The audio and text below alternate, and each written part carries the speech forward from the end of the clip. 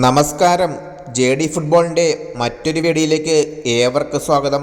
Football ലോകത്തെ ഏറ്റവും പുതിയ അപ്ഡേറ്റുകൾക്കായി ചാനൽ മറക്കാതെ സബ്സ്ക്രൈബ് ചെയ്യുക.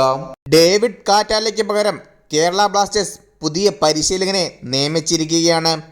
ആഷ്ലി വെസ്റ്റ്വുഡിനെയാണ് കേരള ബ്ലാസ്റ്റേഴ്സ് തങ്ങളുടെ പരിശീലകനായി നിയമിച്ചത്. ഈ സീസണിലെ നിരാശാജനകമായ പ്രകടനങ്ങൾക്ക് പിന്നാലെ ക്ലബ്ബ് വലിയ മാറ്റമാണ് കൊണ്ടുവന്നിരിക്കുന്നത്. ആരാധകരുടെ പ്രതീക്ഷകൾ നിറവേറ്റാൻ കഴിയാതെ പോയ സാഹചര്യത്തിൽ ടീമിന് പുതിയ ദിശ നൽകാനാണ് വെസ്റ്റ്വുഡിനെ കൊണ്ടുവന്നിരിക്കുന്നത്. ഇംഗ്ലണ്ടിൽ നിന്നുള്ള ആഷ്ലി വെസ്റ്റ്വുഡ് ഇന്ത്യൻ ഫുട്ബോളിൽ ഇതിനോടകം തന്നെ തൻ്റെ കഴിവ് തെളിയിച്ച കോച്ചാണ്.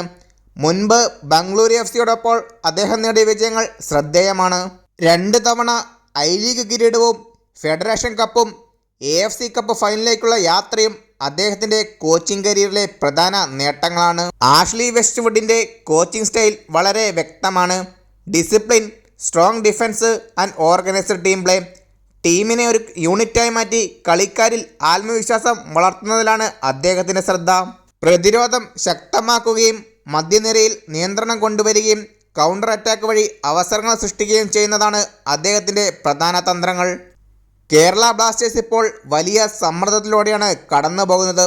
പോയിന്റ് പട്ടികയിൽ താഴ്ന്ന സ്ഥാനവും തുടർച്ചയായ തോൽവികളും ടീമിനെ ബുദ്ധിമുട്ടിക്കുന്നു. ആക്രമണത്തിൽ സ്ഥിരതയില്ലാത്തതും പ്രതിരോധത്തിലെ പിഴവുകളും ടീമിൻ്റെ പ്രധാന പ്രശ്നങ്ങളാണ്.